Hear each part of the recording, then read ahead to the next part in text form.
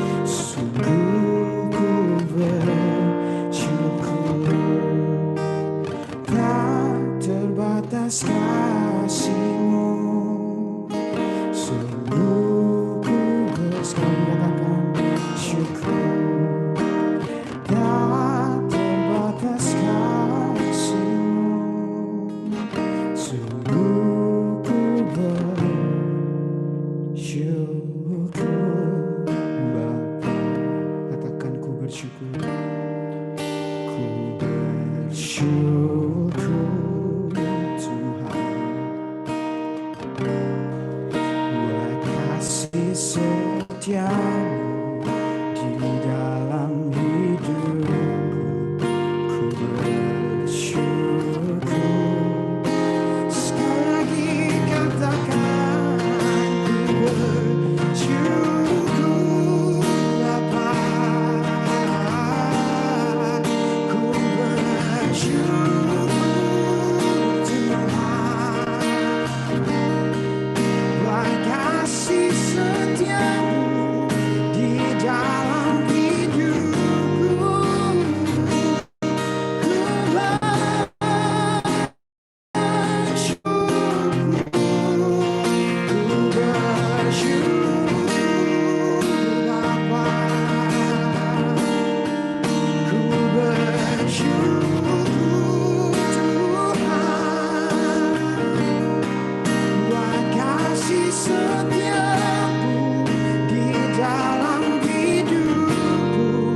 Ku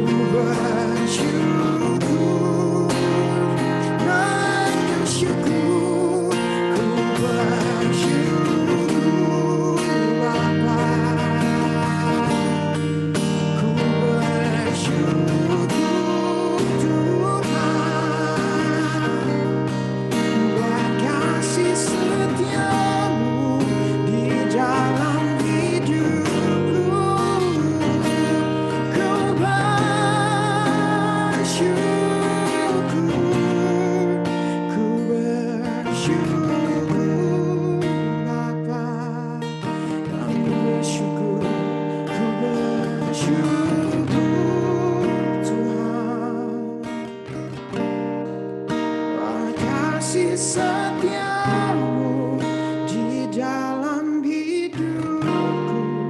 Ku bersyukur. Katakan, ku bersyukur Bapa. Ku bersyukur Tuhan, buat kasih setiamu di dalam hidupku. Ku bersyukur. Sekali katakan, ku bersyukur Bapa.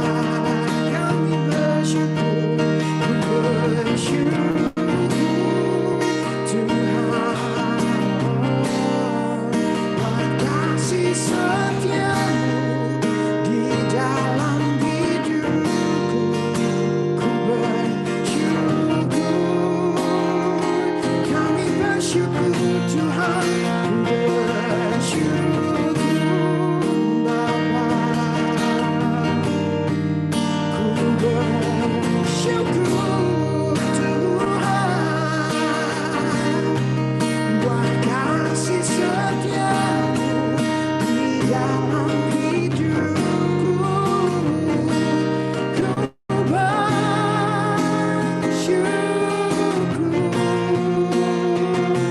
Ku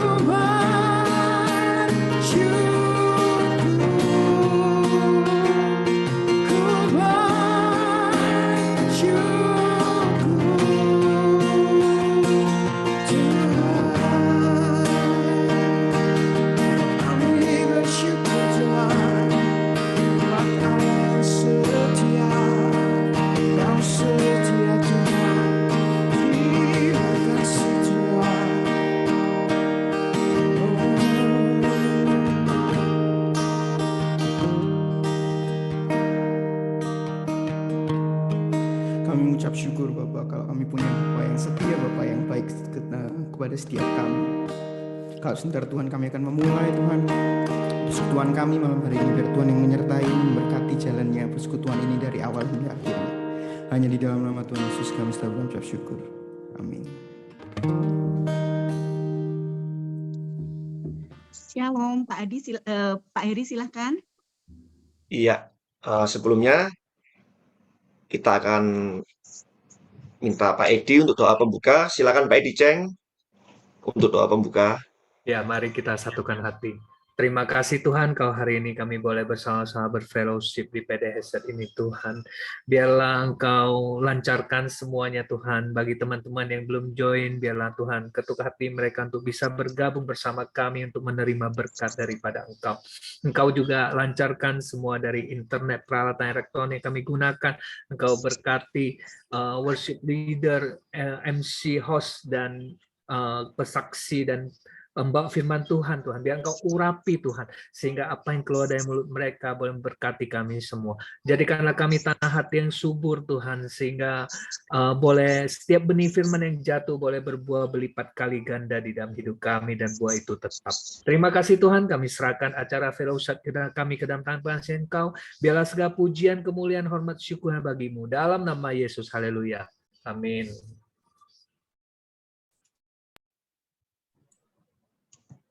Ya, Pak Heri, kita nanti akan dipimpin oleh worship leadernya Bro Ray ya, Pak Heri.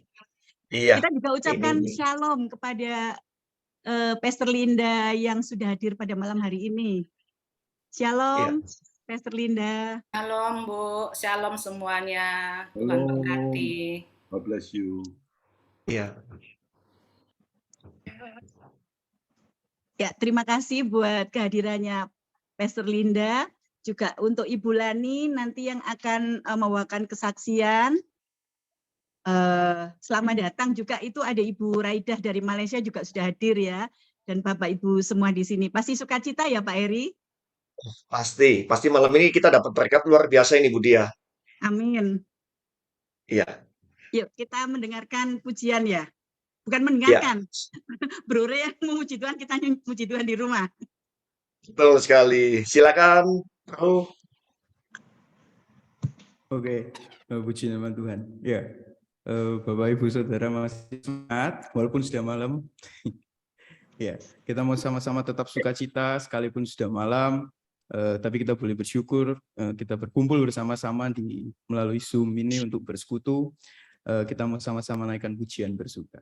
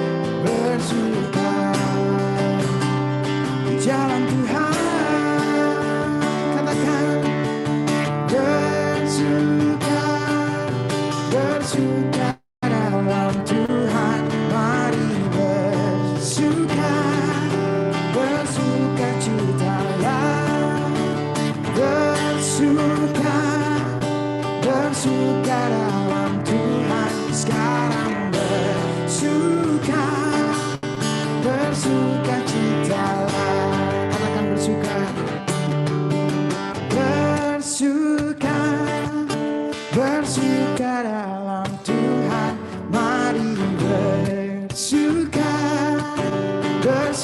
bersukacitalah, bersuka dalam Tuhan sekarang, bersukacitalah,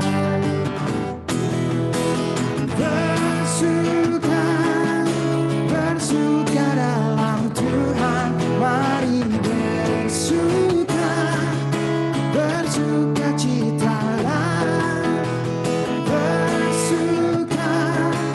bersuka dalam Tuhan sekarang,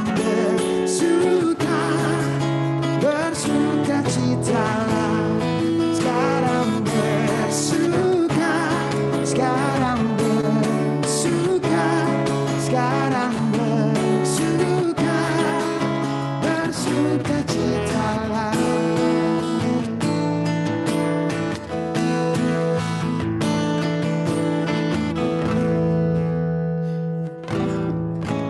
Puji nama Tuhan. Ya. Bapak Ibu Saudara bersukacita malam hari ini. Amin. Amin. Puji nama Tuhan. Kita tahu kita punya Tuhan yang segalanya gitu ya buat kita. Kita punya Tuhan yang punya kasih yang begitu besar, kasih yang begitu hebat buat kita.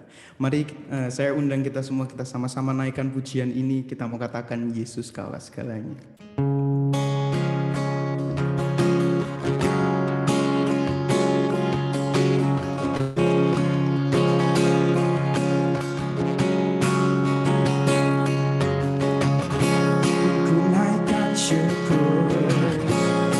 Segala perbuatanmu dan kasihmu dalam hidupku tiada terukur, betapa besar kasihmu, sungguh aku akan Engkau, oh Yesus, Kaulah segalanya, melebihi semua yang ada padaku, oh Yesus, Kaulah segalanya, seutuhnya ku berikan hatiku untukmu.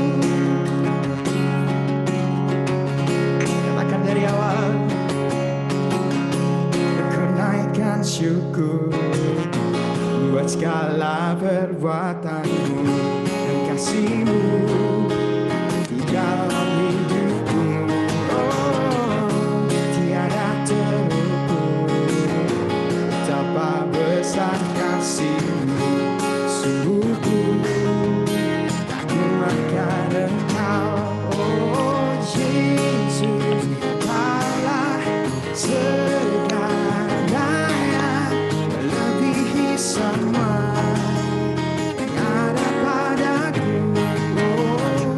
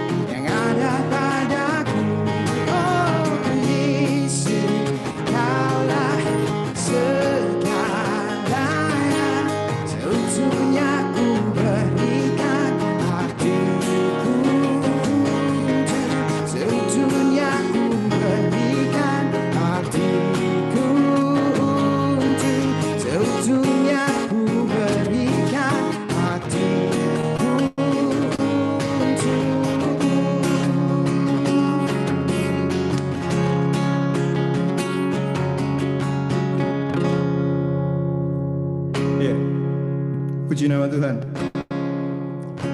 Eh, ya, Bapak Ibu Saudara, sebelum nanti kita akan mendengarkan kesaksian, sebelum nanti kita akan mendengarkan firman Tuhan juga, kita mau sama-sama naikkan pujian kita yang terakhir. Kita mau sama-sama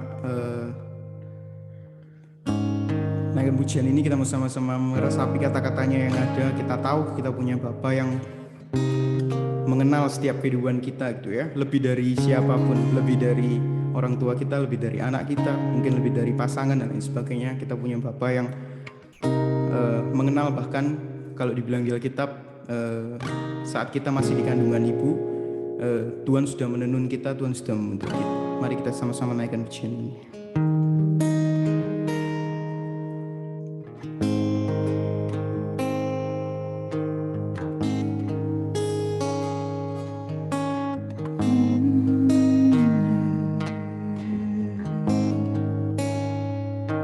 Seperti rusa yang haus, rindu aliran sungaimu.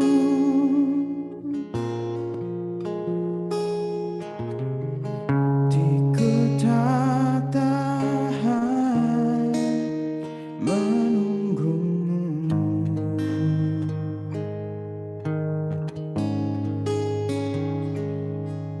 Bagai tanah gersang menanti datangnya hujan,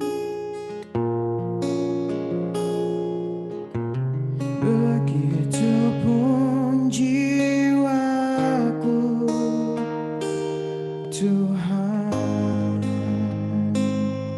Kita naikkan dari awal lagi. Seperti rusa yang haus, rindu aliran sungaimu.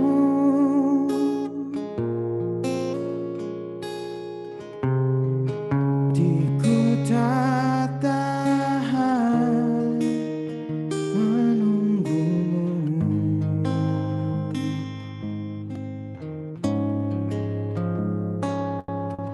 Bagai tanah gersang menanti datangnya hujan, begitupun jiwaku, Tuhan.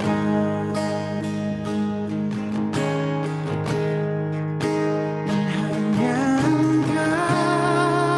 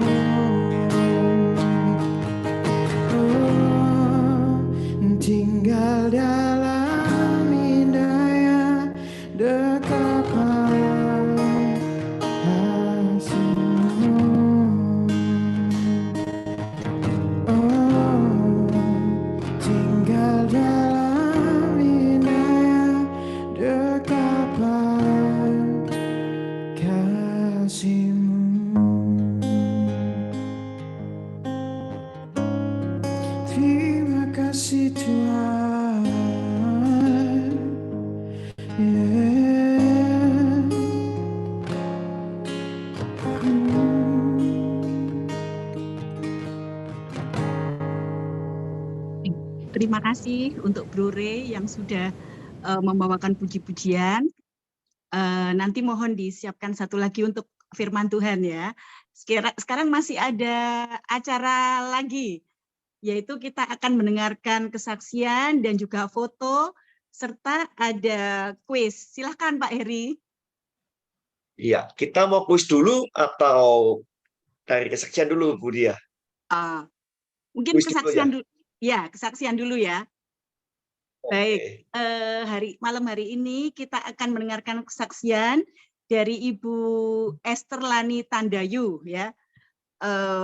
Beliau adalah seorang ibu dengan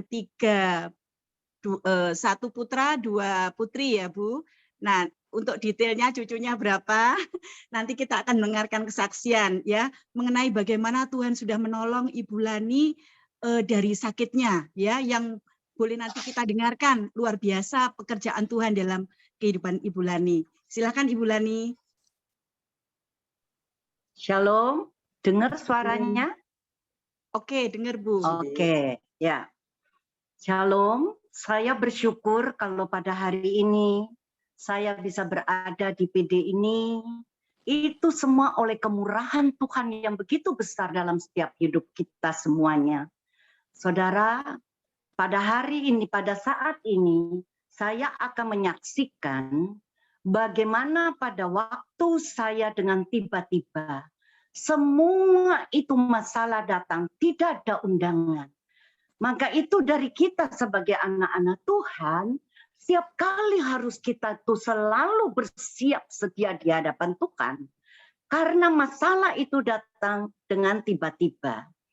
Saudara, pada saat itu saya ini tidak pernah juga punya darah tinggi, tapi saya pada saat itu cuma kepalanya sakit, rasanya kepala pusing. Biasa saya minum Neuralgin, itu sudah enak. Tapi pada saat itu, saya merasa saya sudah minum Neuralgin segala, tapi kok kenapa nggak sembuh? Di waktu itu anak saya, tadi yang seperti sudah dibilangin, nah saya 3, 2 perempuan ada di Bali, 1 laki-laki di sini, suami saya sudah dipanggil Tuhan pulang. Saudara, cucu saya 8 ya saudara ya. Saudara, di waktu itu, saya melihat itu waktu saya sakit itu, anak saya yang di Jakarta itu yang kecil, Mi harus cepat mami berangkat ke dokter. Saya pikir saya tidak pernah ke dokter, saudara. Karena apa? Karena saya biasanya kalau ke dokter itu cuma biasanya kalau punya anak. Selain itu, puji Tuhan saya jarang sekali. Lah mendadak saya disuruh sama anak saya ke dokter, saya nggak mau. Waktu saya tidak mau, adiknya telepon kukunya di sini, kok mami itu cepat dibawa. Mami itu harus dipaksa, Lenda, dia tidak mau. Akhirnya saya dipaksa sama anak saya, Mi harus mami pergi ke UGD aja, kita masuk melalui UGD RKZ, saudara. Siapa yang menyangka, saudara? Saya rasa saya masih enggak apa-apa, masih semuanya. Tetapi waktu itu anak saya bilang, nggak bisa Mi, cepetan Mi, ayo kita masuk ke UGD dulu. Apa yang terjadi pada saya waktu masuk di UGD otomatis dari RKZ, dia periksa saya seluruhnya, diperiksa, tensi juga enggak apa-apa. Di waktu di rumah saya lihat tensi saya kok 140. Nah, di situ mungkin kepala sakit itu.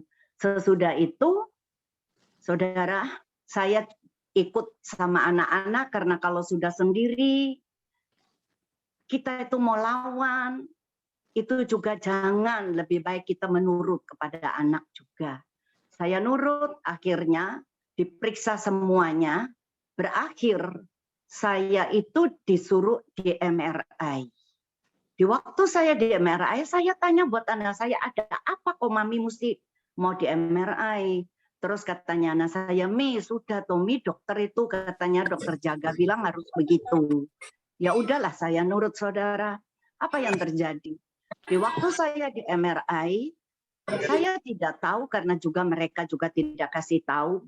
Kenyataan pada saat itu mereka sudah tahu saya itu dipersiapkan, saya di kateter, saya dianukan seluruhnya lah tubuh saya ini. Lalu terus dokter itu bilang, waktu dilihat saya punya MRI itu jelek, saudara. Kenyataan saya ada pendarahan di dalam otak kanan saya, saudara. Di waktu ada pendarahan saya juga tidak rasa apa-apa, tidak kesemutan, tidak apa.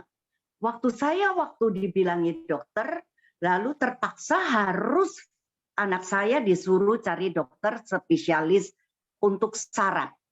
Nah, saya kan tidak tahu dokter, saudara, tapi cuma saya berdoa dan berdoa. Saya mau lari kepada siapa? Saya tahu saya hanya punya Tuhan. Anak saya juga dia bingung. Bagaimana ini? Kebetulan sahabat saya yang baik. Dia bilang, Lan, aku harus cari dokter. Anakmu tidak mengerti. Tetapi saya bilang, ya sudah Liu, kamu tolong cari dokter. Ya aku juga berdoa biar kita dapat dokter yang baik. Ya saya sudah berserah aja kepada Tuhan, saudara. Saudara yang saya kasihi, waktu saya itu mau didorong karena dokter sudah datang, Dokter Paulus Sugianto itu dia datang bagian ahli di dalam saraf.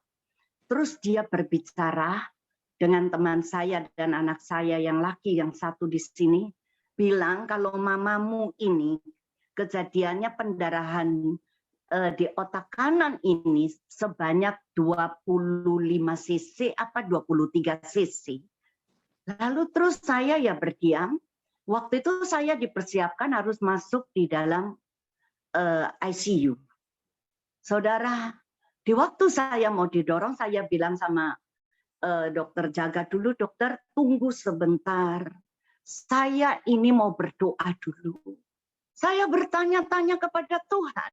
Tuhan, kenapa saya ini harus sampai seperti ini? Apakah saya salah? Apakah saya ada salah? Saya periksa diri, tidak ada salah, saudara. Saya bilang, Tuhan, kalau ini satu ujian buat saya cuma berserah penuh kepada Tuhan. Saya bilang, saya mempersiapkan diri saya lebih dulu. Kalau saya bilang buat Tuhan, saya berdoa, Tuhan, kalau ini adalah hari yang terakhir untuk saya, Engkau periksa hidupku lebih dulu sebelum aku menghadap kepada Engkau. Periksa Tuhan, periksa Tuhan. Saya periksa diri, katanya dokter yang jaga, ayo Bu, sudah Bu, sebentar lagi. Baru saya didorong pergi ke di ICU. Saya bilang, Tuhan, kalau memang itu yang saya hari terakhir, saya siap di hadapan Engkau. Tapi kalau memang belum, aku akan mempergunakan waktuku untuk menyenangkan hati Engkau, Tuhan. Saudara, akhir singkat cerita saya ada di ICU, saudara. Di waktu di ICU, dokter bagian saraf mengatakan ini pendarahan. Ini saya harus mempersiapkan dokter operasi. Saya dipersiapkan juga dokter operasi, dokter Joni untuk kepala ini, saudara. Saya yang tidak bisa bilang apa-apa, saudara. Cuma saya bilang, Tuhan, semua itu kehendak daripada Engkau. Hidupku bukan punyaku, hidupku punya Engkau. Apa yang Engkau lihat yang terbaik, Engkau jalankan. Saya cuma berserah penuh kepada Tuhan. Lalu saya mulai dipasang-pasang banyak macam, saudara. Di dalam tubuh saya, ya ada dokter jaga. Dokter Joni, dia berjaga juga karena sudah diberitahu sewaktu-waktu bisa melakukan hal itu. Bukan dokter jaga sih, dokter spesial operasi. Saudara, sesudah itu saya di dalam UGD ini, di dalam ICU. Saya tidak bisa melakukan apa-apa, saya tidak boleh bawa apa-apa, tidak boleh bawa HP, tidak boleh apa. Saya cuma setiap waktu saya cuma bisa memuji Tuhan, saya menyembah, saya mencari Tuhan. Karena saya tahu saya di terminal di dalam ICU itu adalah terminal yang terakhir. Kalau terminal terakhir ini salah satu, orangnya keluar atau orangnya jalan. Saya cuma bilang, Tuhan, apa yang Engkau mau, aku siap. Saudara, di waktu saya hari pertama, saya cuma pagi-pagi, Saya bangun, saya menyembah Tuhan, saya menyanyi. Kata suster-suster yang di dalam ICU bilang, ibuku nih orangnya kok terus bergirang, kok bersukacita. Kita harus minta sukacita yang Tuhan kasih. Karena sukacita ini, hati yang gembira itu adalah obat untuk setiap kita. Baik kita dalam susah, baik dalam tekanan, baik dalam sakit. Itu sangat penting untuk kita harus mencari Tuhan dan kita minta damai sejahtera itu. Saudara, di waktu hari kedua, hari ketiga saya di ICU, anak saya yang dari Bali, yang kecil dia pulang, selalu dia bertanya kepada dokter Paulus, dokter, mami ini gimana? Terus kata dokter Paulus itu berkata, saya sendiri bingung sama mami. Mami itu selalu dia bersukacita di dalam. Kalau saya datang selalu dia bilang, Shalom dok, hari ini ada mujizat ya dok. Ya dia cuma selalu gitu katanya cerita buat anak saya. Anak saya bilang, lalu terusnya gimana? Ya sudah kita obati yang dia punya pendarahan ini. Tetapi dia bagus sekali, semuanya bagus maminya ini. Sesudah itu ya saya cuma bisa berdoa saudara. Saya berdoa, anak saya selalu dia masuk sebentar, mami enggak apa-apa, enggak. Kamu doa aja, apa yang Tuhan buat yang terbaik untuk mami. Biar Tuhan lakukan. Sesudah Mohon itu maaf, saudara di hari boleh ketiga. dipersingkat ya Ibu, waktunya Ya, tinggal waktu sedikit. dia, Terima kasih. ya. Ya, makasih. Gimana? Langsung tutup aja ya. Nah, jangan langsung singkatnya. Ya, jadi istilahnya, karena saya bergumul ini, saya 10 hari di dalam ICU. Jadi waktu itu saya langsung cuma istilahnya saya bilang sama Tuhan, Tuhan kasih ingat saya di dalam Kejadian 1 ayat 27. Di situ firman Tuhan memperkatakan, aku menciptakan manusia itu serupa dengan gambarnya Tuhan. Di waktu saya tahu ayat itu, saya ingat ayat itu, saya bilang, loh Tuhan, kalau engkau menciptakan manusia itu adalah serupa dengan gambar engkau, berarti penyakit ini dari mana? Saya merasa Roh Kudus berkata buat saya, penyakit itu tipu daya iblis. Saya cuma dengar itu, lalu saya mulai berdoa setiap waktu, saudara. Singkat cerita, saya di hari ke-10, dokter juga ada, tetap yang dokter operasi juga ada. Sewaktu itu langsung mereka periksa-periksa sebenarnya periksa ya saya ya tetap bersukacita, saya enggak dibuat apa-apa ya cuman jalani obat melalui apa ya enggak tahu tuh alat-alatnya. Sesudah itu saudara kira-kira ke-10 hari saya bilang buat dokter saya percaya ada mujizat yang terjadi di dalam diri saya. Iya Ibu percaya, Bu. Saya sendiri lihat Ibu ini kok nggak ada apa-apa. Saya percaya, dok. Saya percaya. Sesudah itu, langsung saya itu berkata buat dokter. Dokter terus bilang, kalau begitu kita akan pakai MRI yang lebih tinggi lagi. Apa ya namanya? Sinus, apa ya namanya? Saya nggak tahu. Sesudah begitu, saya bilang, terserah dok. Mau pakai apa aja ya silahkan aja. Sesudah begitu saya dibawa masuk ke ke tempat itu lagi MRI yang pakai suntikan dulu seluruh tubuh saya jadi panas. Di waktu itu ya sudah saudara, saya itu berdiam diri aja sambil saya di dalam saya bilang Tuhan, aku percaya. Bagi engkau sampai hari ini mujizat masih ada. Bagi engkau mujizat masih ada. Saudara, waktu itu saya selama ada di dalam MRI berapa menit itu, saya terus merasa panas seluruh tubuh saya.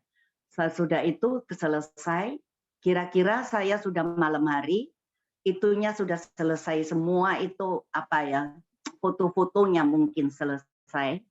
Saya tidak tahu menau dengan hal itu, saudara. Apa yang terjadi, mau terjadi, saya biar terjadilah.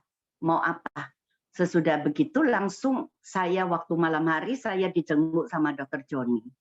Dr. Joni datang bilang buat saya begini, Bu Lani gimana rasanya? Saya bilang ya nggak rasa apa-apa lah dok.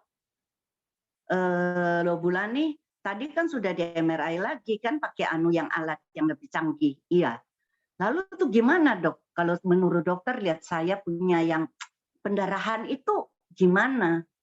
Ya ibu kan lihat saya sampai hari ini kan nggak berbuat apa-apa sama ibu karena dia dokter operasi.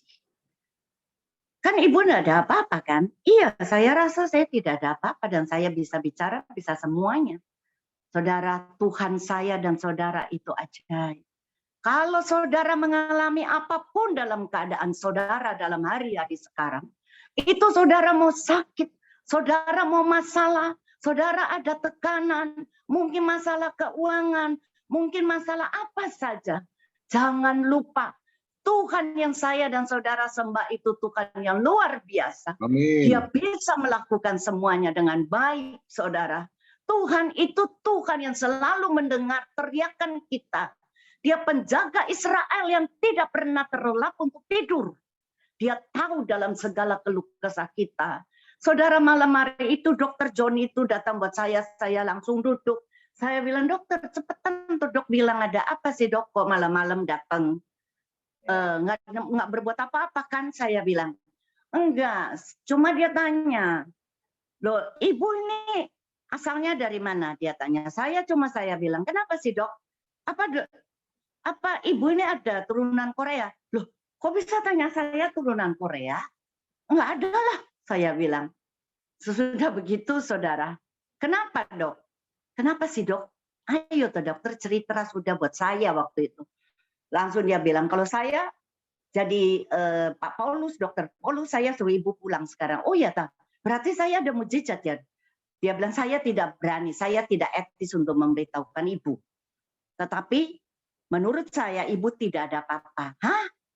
Iya dok, berarti itu mujizat namanya dokter. Saya bilang.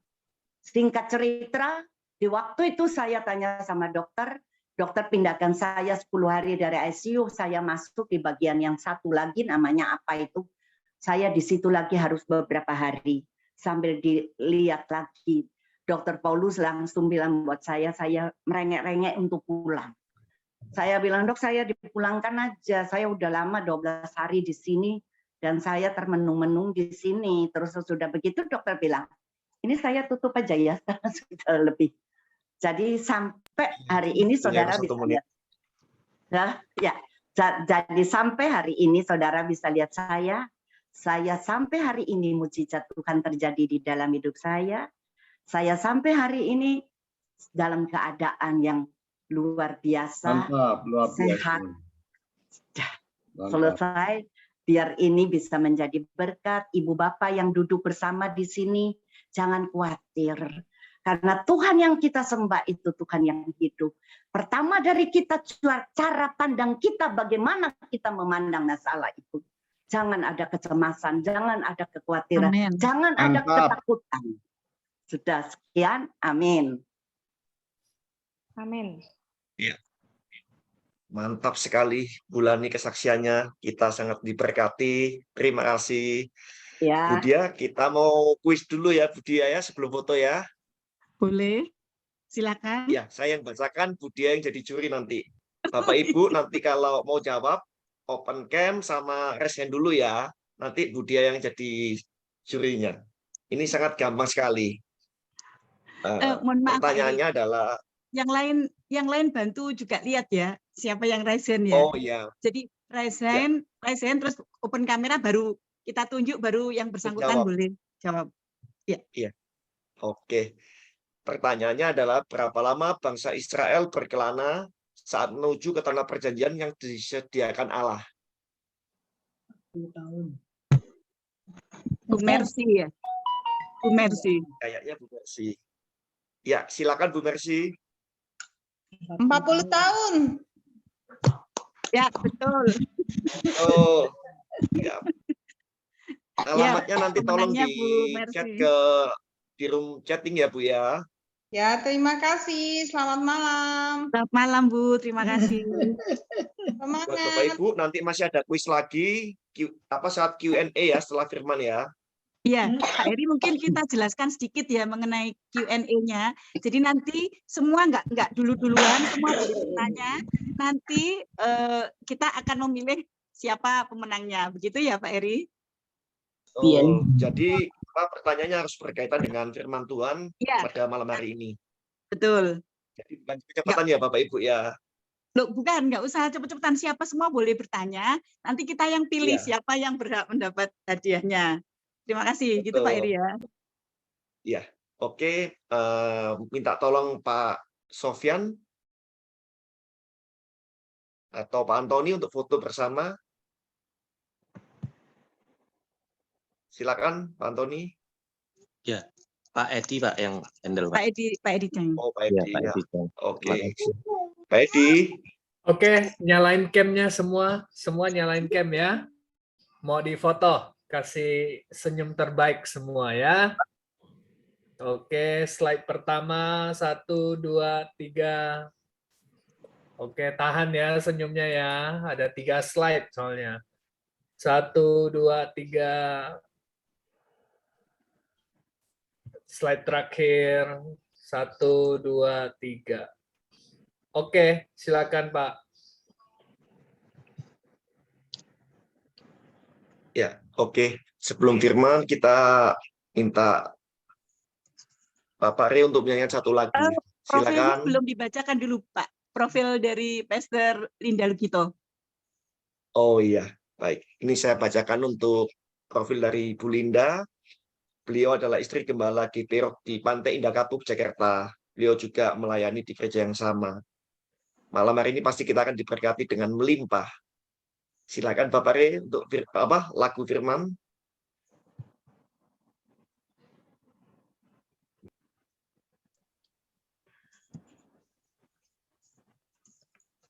Oke, mari sebelum sama-sama kita mendengarkan firman Tuhan, kita sama-sama naikkan pujian kita yang terakhir. Mari sama-sama kita sembah dulu.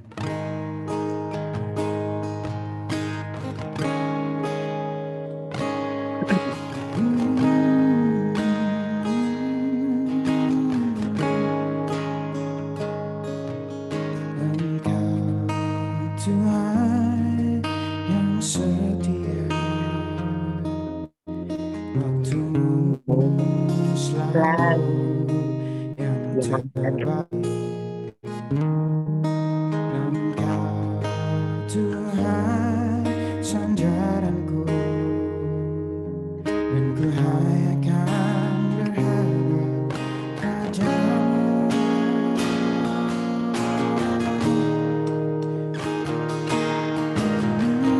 Satu-satunya yang ku andalkan, satu-satunya yang ku percaya. Engkau sumber kekuatan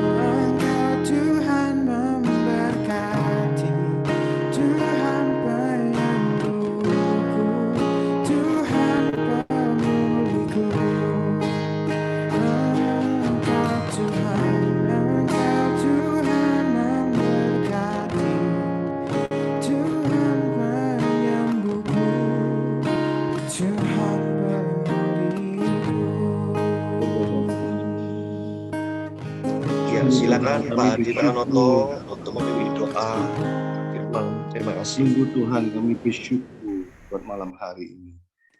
Sungguh Tuhan, kami mengucap syukur buat anugerah-Mu Tuhan. Ketika kami boleh kembali bersama-sama bersama teman-teman kami semua dalam keadaan baik, sehat. Ini semua karena kemurahan-Mu Tuhan. Sebentar kami akan mendengarkan firman yang akan disampaikan oleh hamba-Mu, Linda Lukito Tuhan. Urapi mulut, lidah, bibir, hati, pikirannya. Sehingga apa yang diperkatakan sungguh boleh menjadi berkat buat setiap orang yang hadir malam hari ini. Sehingga mendatangkan kemuliaan bagi nama-Mu. Siapkan hati, pikiran, roh, jiwa kami. Kami siap sambut firman-Mu malam hari ini. Hanya dalam nama Tuhan Yesus Kristus. Haleluya. Amin. Mari Bu. Shalom. Terima kasih. Shalom. Selamat malam Bapak Ibu yang saya kasihi. Terima kasih buat semua pengurus Persekutuan Doa Keset ya, sudah memberi kesempatan saya boleh berbagi, sharing firman, sharing kehidupan, kiranya kita boleh saling membangun, kita saling menguatkan satu sama lainnya. Terima kasih, tadi sudah sempat diperkenalkan bahwa nama saya Linda, saat ini saya bersama dengan suami, kami sama-sama melayani dalam penggembalaan di GBI Rock Pantai Indah Kapuk. Saya dan suami sudah 23 tahun menikah. Kami bertemu di Surabaya. Dulu saya kuliah di Ubaya. Kami bertemu, menikah, lalu setelah menikah suami saya membawa saya ke Samarinda, Kalimantan Timur. Kami pelayanan selama 10 tahun di Samarinda dan setelah itu kami pindah ke Jakarta 2009 sampai hari ini. Dan sejak 2012 kami terlibat dalam pengembalaan jemaat. Tadi terima kasih buat kesaksian Ibu Lani ya yang sangat membangun, sangat menguatkan. Tadi saya sempat mencatat poin-poin Ibu Lani bahwa kita harus siap sedia setiap saat karena kita nggak tahu kapan ujian, kapan masalah itu datangnya Bu Lani. Hidup kita seperti roller coaster ya. Kadang-kadang kita diizinkan berada pada jalan yang rata ya, tapi kadang-kadang Tuhan izinkan kita berada pada jalan yang terjal, membuat kita deg-degan ya. Tapi nggak usah takut, seperti kata Ibu Lani, Tuhan selalu ada bersama-sama dengan kita. Apapun, dimanapun itu, Tuhan selalu menyertai kita. Yang kedua, saya mencatat Ibu Lani berkata gini, nah, kalau belum waktunya, saya akan mempergunakan waktu saya untuk melayani Tuhan. Ya Bu Lani ya, kalau belum waktunya dipanggil Tuhan, maka berarti saya punya waktu untuk saya melayani Tuhan. Nah, ini yang saya suka sekali ya. Selama pelayanan penggembalaan saya sama suami saya, banyak sekali masalah, peristiwa ya. Tuhan izinkan kami melihat dan ada beberapa banyak hal, peristiwa yang menjadi motivasi bagi kami. Pada waktu kami lemah, pada waktu kami putus asa, ketika kami mengingat-ingat peristiwa-peristiwa itu motivasi bagi kami untuk kami bangkit kembali, untuk kami berlari lagi dalam pertandingan iman, sampai Tuhan bilang selesai perjalanan kita, pertandingan kita, iman kita selesai. Nah, ada hal-hal yang membekas dalam hati saya selama 10 tahun. Kami masih belajar karena kami baru 10 tahun melayani pengembalaan, jadi masih dalam proses belajar ya. Tapi ada hal-hal, peristiwa-peristiwa dalam pelayanan kami itu yang membekas dalam hati saya. Itu memotivasi sekali hidup saya ya, ketika kami melayani jemaat kami, pekerja kami yang kami mengikuti sejak awal mereka sakit ya. Mereka didiagnosa menderita sakit tertentu dan mereka masih muda, Bapak Ibu, bukan mereka sudah tua. Jadi syarat dipanggil Tuhan tuh bukan karena kita udah tua. Setiap hari, setiap waktu, setiap saat, usia berapapun, kalau Tuhan udah bilang udah selesai, selesai. Jadi kami punya beberapa pekerja, punya beberapa jemaat, mereka masih muda, umur 30 tahun lebih. Suatu waktu mereka badannya sakit, tidak enak, dan mereka didiagnosa penyakit tertentu. Ada yang leukemia, ada yang kanker. Tapi ini Bapak Ibu yang saya lihat, mereka adalah orang yang bersemangat, mereka ada orang yang berapi-api melayani Tuhan. Bahkan pada waktu mereka sakit, waktu kami datang kunjungi, mereka harus pakai tabung oksigen, ngomongnya sudah terengah-engah, ngomongnya sudah susah, tapi mereka masih tetap membicarakan Tuhan. Mereka masih membicarakan pelayanan. Pak Hartono, nanti setelah selesai dari sini saya mau lakukan ini, lakukan ini, lakukan itu. Mereka orang yang sangat berapi-api, mereka orang sangat bersemangat. Tapi Tuhan tidak memberi waktu kepada mereka. Pada akhirnya Tuhan berkata bahwa waktumu udah selesai dan kamu harus kembali kepada Tuhan di surga. Kadang-kadang saya tuh miris lihat ini. Tuhan, mereka orang yang sangat bersemangat melayani Tuhan. Tapi kenapa mereka nggak ada waktu gitu. Tapi itulah Tuhan, itulah kedaulatan Tuhan. Sedangkan saya melihat begitu banyak orang yang diberi waktu sama Tuhan, termasuk kita yang ada hari ini. Kita adalah orang-orang yang masih diberi waktu oleh Tuhan. Tapi kita tidak memiliki semangat yang sama. Kita menghabiskan waktu kita setiap hari, ya. Ini yang saya perhatikan, ini yang sering kami katakan kepada jemaat kami. Kalian adalah orang-orang yang masih diberi waktu oleh Tuhan, tapi kebanyakan dari kita menghabiskan waktu kita hanya untuk mengurusi masalah hati, ya. Sakit hati, pahit hati, kecewa, iri hati, semua hal yang berkaitan dengan hati itu nggak pernah selesai.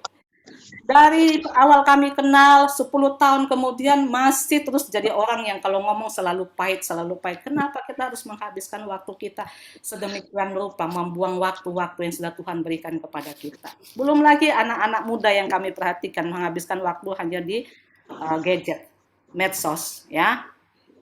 Menghabiskan waktu berjam-jam hanya untuk melihat IG, nonton film Korea, film drakor China, dan sebagainya, sinetron. Begitu banyak waktu yang terbuang. Saya berkata kepada mereka, jangan sampai suatu waktu ketika posisi kita sudah seperti orang-orang yang saya ceritakan tadi, baru kita sadar, Tuhan ternyata aku belum berbuat apa-apa. Tuhan, ini aku udah kehabisan waktu, dan kita mulai bernego sama Tuhan. Tuhan, kalau boleh dikasih kesempatan, kalau Tuhan kasih saya kesempatan, sembuhkan saya akan melakukan ini. Tapi kita nggak tahu apakah Tuhan memberikan kesempatan itu kepada kita apa tidak. Ya, jadi pesan saya yang pertama malam hari ini, pergunakan waktu-waktu yang ada. Karena kita tidak tahu. Kita harus terus berbuah. Ya, saya bersyukur saya lihat di sini ada Oma Hilda, ya. Ada Om Jeffrey, ya, ada Oma Hadi. Ini adalah contoh yang baik bagi kita generasi, ya, di masa usia yang sudah senior masih tetap semangat, tetap setia melayani Tuhan, tetap setia melekat sama Tuhan. Itu adalah suatu contoh teladan bagi kita yang hadir malam hari ini. Oke, firman Tuhan saya malam hari ini, mungkin bisa ditolong PPT-nya ya, Ibu, ya. Hari ini saya mau membaca firman Tuhan dari Yohanes 5 ayat 1 sampai 9, ya, perikopnya tentang penyembuhan di kolam Bethesda. Yohanes 5 ayat 1 dimulai. Sesudah itu ada hari raya orang Yahudi dan Yesus berangkat ke Yerusalem. Di Yerusalem dekat pintu gerbang domba ada sebuah kolam yang dalam bahasa Ibrani disebut Bethesda. Ada 5 serambinya. Dan di serambi-serambi itu berbaring sejumlah besar orang sakit, orang-orang buta, orang-orang timpang, dan orang-orang lumpuh yang menantikan goncangan air kolam itu. Sebab sewaktu-waktu turun malaikat Tuhan ke kolam itu dan menggoncangkan air itu. Barang siapa yang terdahulu masuk ke dalamnya, sesudah goncangan air itu menjadi sembuh, apapun juga penyakitnya. Di situ ada seorang yang sudah 38 tahun lamanya sakit. Saya garis bawahi tadi, 38 tahun lamanya sakit. Ketika Yesus melihat orang itu berbaring di situ dan karena ia tahu bahwa ia telah lama dalam keadaan itu, berkatalah ia kepadanya, "Maukah engkau sembuh?" Jawab orang sakit itu kepadanya, "Tuhan, tidak ada orang yang menurunkan aku ke dalam kolam itu apabila airnya mulai goncang. Dan sementara aku menuju ke kolam itu, orang lain sudah turun mendahului aku." Kata Yesus kepadanya, "Bangunlah, angkatlah tilammu dan berjalannya." Dan berjalanlah. Dan pada saat itu juga sembuhlah orang itu, lalu ia mengangkat tilamnya dan berjalan, tetapi hari itu hari Sabat. Kembali ke slide saya yang pertama, bisa tolong. Di situ dikatakan bahwa ada seseorang yang sudah 38 tahun lamanya sakit. Kalau menurut Om, Tante, Bapak, Ibu, saudara-saudara di sini, 38 tahun sakit itu lama apa enggak sih? itu adalah sesuatu jangka waktu yang panjang, ya. Kalau mungkin waktu itu udah berlalu, mungkin itu oke, terasa pendek, tapi pada waktu kita mengalami proses itu adalah jangka waktu yang sangat panjang. Hari-hari ini banyak orang bertemu kami dan berkata, Bu Linda, saya udah capek dengan pernikahan saya. Udah bertahun-tahun saya bergumul untuk suami saya, tapi nggak berubah-ubah. Ada yang bilang, aku udah capek, kayaknya menyerah aja deh. Istri saya juga nggak berubah-ubah. Ya mungkin di antara kita ada yang mengalami seperti ini. Hari-hari ini mungkin mengalami suatu pergumulan yang lama sekali, kok nggak sembuh-sembuh ya sakitnya ya. Kok masalah perekonomian sudah didoakan tapi kok nggak ada jalan keluarnya ya. Kok anak nggak berubah-ubah ya. Ada begitu banyak persoalan, begitu banyak masalah yang membuat kita tuh putus asa. Saking sudah lamanya kita ngalami itu, kita capek gitu loh. Mungkin seperti perasaan orang lumpuh ini, 30 tahun lamanya dia menderita. Dan itu suatu beban ya, beban bagi dia. Karena orang nggak bisa tahan dengan beban ini, maka sekarang banyak orang yang mengalami namanya stres, mengalami namanya depresi ya. Karena ada masalah-masalah beban-beban yang nggak selesai-selesai. Ya. Saya mengerti, saya paham sekali tentang hal ini karena mungkin suami saya pernah ya melayani di sini beberapa bulan yang lalu, Pak Hartono, dia pernah cerita bagaimana selama 30 tahun lebih dia menderita sakit autoimun yang disebut ankylosing spondylitis ya. Jadi autoimun yang menyerang ke semua sendi-sendinya dari ujung kaki sampai ke ujung kepala. Sejak dia kelas 4 SD. Dan suami saya baru mengalami mujizat 30 lebih tahun kemudian, kurang lebih 9 tahun yang lalu ya. Itu saya tahu betapa kadang-kadang ada perasaan putus asa. Kita nggak tahu ini ujungnya sampai di mana sih Tuhan. Ini sembuh apa enggak sih Tuhan itu. Ya. Dan selama 30 tahun lebih itu dia harus berjuang kalau obat satu-satunya obat yang dia minum cuma satu, yaitu obat penghilang rasa sakit. Karena waktu zaman itu belum ada obat untuk autoimun. Sampai sekarang pun obat untuk autoimun belum ada. Ya, paling obat-obat yang menekan supaya autoimun itu tidak liar, tapi untuk menyembuhkan tidak ada. Jadi kami mengalami 30 tahun itu bergumul dengan sakit, rasa putus asa selalu ada. Kapan ini selesai? Kapan ini ada ujungnya? Kadang-kadang belum lagi dihakimi oleh orang. Oh, karena ada dosa, karena ada salah, ada ini, ada itu. Oh, harus doa kelepasan dan sebagainya. Semua dituruti. Sampai ada titik tertentu kami berpikir, Tuhan, apakah Tuhan sejahat itu menghukum orang seperti itu? Kami tahu Tuhan, Engkau Bapa yang baik. Engkau tidak pernah menghukum orang seperti itu. Kalaupun toh kami mengalami hal ini, kami percaya bahwa Tuhan punya tujuan. Ada proses yang sedang Tuhan bentuk dalam hidup kami. Yang mungkin hari ini kami nggak tahu, tapi suatu waktu kami percaya kami akan mengerti, kami akan paham. Dan itu memang terjadi setelah 30 tahun lebih, kurang lebih 9 tahun yang lalu, mujizat Tuhan terjadi atas suami saya. Ya, mungkin Bapak Ibu sudah pernah dengar sharingnya, jadi saya singkat aja. Mujizat Tuhan terjadi atas hidupnya, dan hari ini dia sudah nggak minum painkiller lagi, dia udah beraktivitas dengan normal, udah bisa melayani sampai kemana-mana. Itu semua karena mujizat Tuhan. Mujizat Tuhan masih ada sampai hari ini. Ya, nah kembali lagi ke ayat ini, di situ ada 30 orang itu 38 tahun lamanya. Tolong slide selanjutnya, mungkin bisa dibantu. Nah, 30 tahun dan Yesus melihat orang itu dan berbaring di situ karena ia tahu bahwa ia telah lama dalam keadaan itu. Berkatalah ia kepadanya, maukah engkau sembuh? Ya, orang ini orang yang sedang dalam keadaan putus asa. Itu kita tahu dari mana? Kita tahu dari jawabannya. Pada waktu Tuhan misalnya, tiba-tiba Tuhan ada di sini, kita sedang bergumul akan sesuatu hal dan Tuhan bertanya, mungkin bertanya kepada Budia, maukah engkau sembuh? Pasti Budia akan menjawab apa? Mau Tuhan, ya. Heri, maukah engkau dipulihkan keuanganmu? Pasti Heri berjawab apa? Mau Tuhan. Tapi orang lumpuh ini tidak menjawab, iya mau Tuhan. Tapi apa yang dia jawab? Tuhan, tidak ada orang yang menurunkan aku ke dalam kolam itu apabila airnya mulai goncang. Dan sementara aku menuju ke kolam itu, orang lain sudah turun mendahului aku. Ini adalah suatu nada keputusasaan. Sudah saking putus asanya selama 38 tahun itu, bergumul tidak ada habisnya. Ya mungkin saat-saat ini juga Bapak Ibu mengalami seperti ini, putus asa gitu loh. Nggak ada jawaban-jawaban, sudah berdoa tapi nggak ada jawaban-jawaban. Mungkin kondisinya seperti orang lumpuh ini. Sudah mulai ada putus asa, makanya pada waktu Tuhan bertanya, maukah engkau sembuh? Dia nggak langsung menjawab mau, tapi dia mengeluarkan unek-uneknya, kekecewaannya bahwa tidak ada orang yang menolong dia. Tapi yang hebatnya, yang saya sangat kagum adalah pribadi Yesus. Dikatakan di awal ayat ini bahwa pada waktu Yesus melewati kolam itu, di situ berbaring banyak orang yang sakit. Begitu banyak orang, tetapi mata Yesus tertuju kepada orang lumpuh ini. Ada begitu banyak orang, tetapi kenapa mata Yesus tertuju kepada orang lumpuh ini? Di situ dikatakan Yesus melihat dan ia tahu. Yang berbaring di situ bukan orang lumpuh itu aja, bukan 1 orang, bukan 2 orang, bukan 3 orang. Tapi banyak orang yang berbaring di situ, yang menantikan mujizat itu.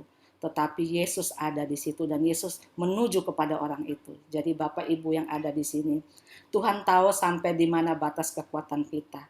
Bapak Ibu tidak usah khawatir. Selama kita bergantung, kita berharap pada Tuhan. Ada waktu yang tepat. Tuhan berkata bahwa tidak untuk selama-lamanya orang benar itu dibiarkan goyah. Ada waktunya Tuhan akan mengulurkan tangannya untuk menolong kita. Tuhan tahu sampai di mana batas kekuatan kita. Ya, saya punya suatu kesaksian. Awal waktu saya menikah dengan Pak Hartono, kami pindah ke Samarinda. Itulah pertama kalinya saya menjalani hidup saya sebagai istri seorang hamba Tuhan. Nah, saya masih muda waktu itu, masih umur 20-an ya, 27, 28. Kami pindah ke Samarinda. Suatu waktu suami saya, dia biasa setiap pagi dia selalu berdoa. Dia berdoa dan suatu waktu tiba-tiba dia keluar dari kamar selesai berdoa dan dia ngomong sama saya, Lin, dia bilang kayak gitu.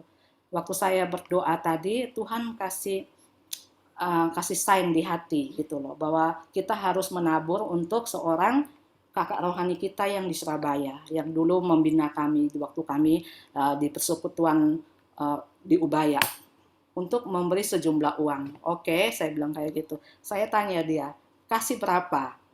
Lalu Pak Hartono jawab 500.000. Itu kejadiannya saya baru berarti sekitar 22 tahun yang lalu. 500.000. Wah, saya kaget. Hah? 500.000?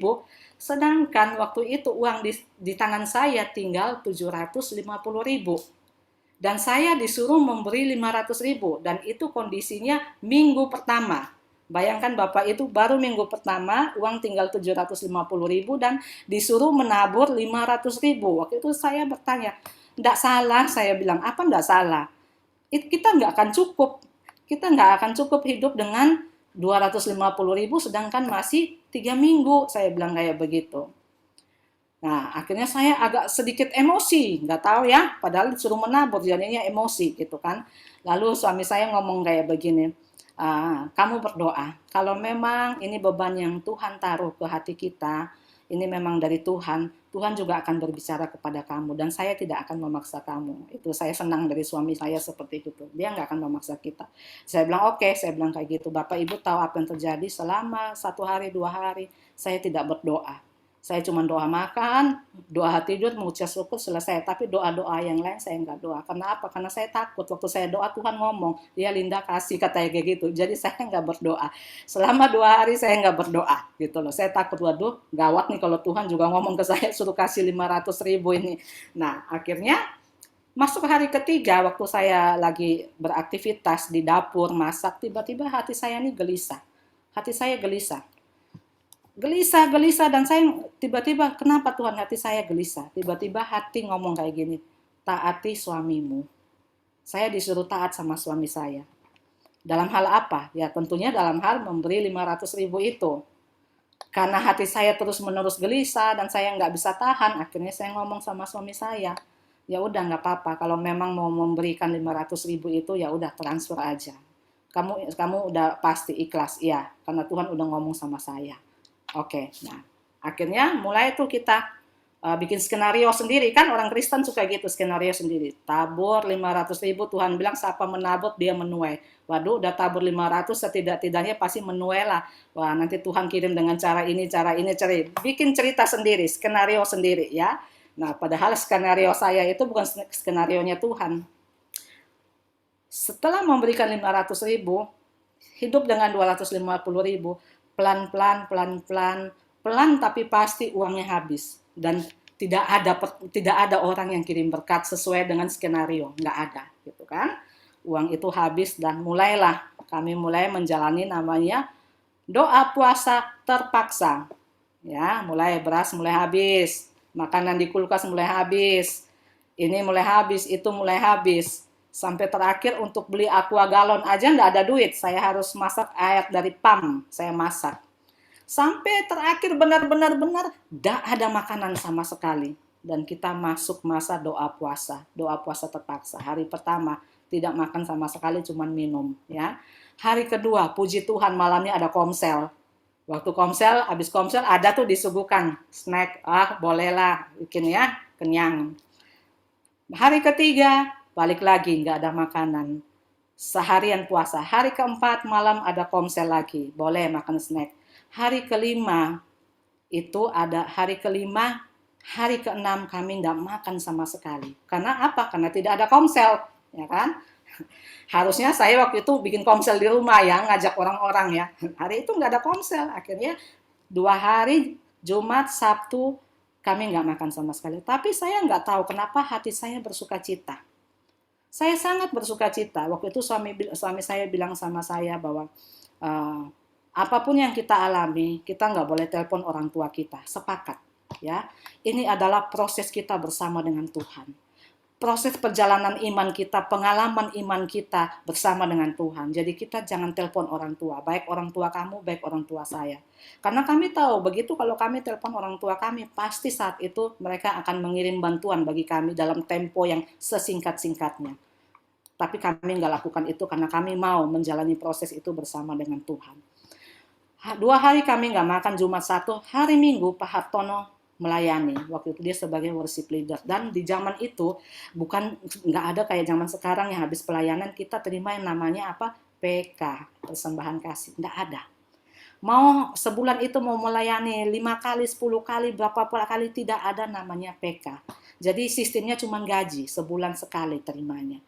Jadi waktu itu suami saya dia melayani Tuhan hari Minggu sebagai worship leader. Pulang, nggak ada orang ngajak kita makan. Kayak di Jakarta kan enak, setiap kali pelayanan pulang, ayo Pak, makan yuk Pak, ayo Pak, gini. Nggak ada orang yang ngajak makan, karena di daerah orang makan di rumah masing-masing. Jadi pulanglah kami dalam keadaan perut yang kosong dan lapar, ya kan? Tapi kami masuk kamar, suami saya ambil gitar, dan kami memuji Tuhan. Nggak tahu, pokoknya hati kami sukacita aja, walaupun sudah kelaparan sekali. Kami memuji Tuhan, memuji itu hari ke-7 berarti ya, kami memuji Tuhan. Tiba-tiba ada orang ketok di pintu pagar, ketok, panggil Linda. Saya keluar, rupanya tante depan rumah. Di tangannya dia, Bapak Ibu tahu dia bawa apa? Di tangannya dia ada 1 piring isi bakmi goreng penuh. AI ini seumur saya di situ dia tidak pernah ngirimi saya makanan.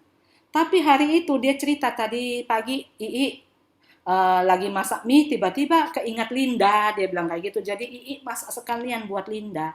Jadi waktu itu dia ketok, dia bawa bakmi 1 piring besar penuh.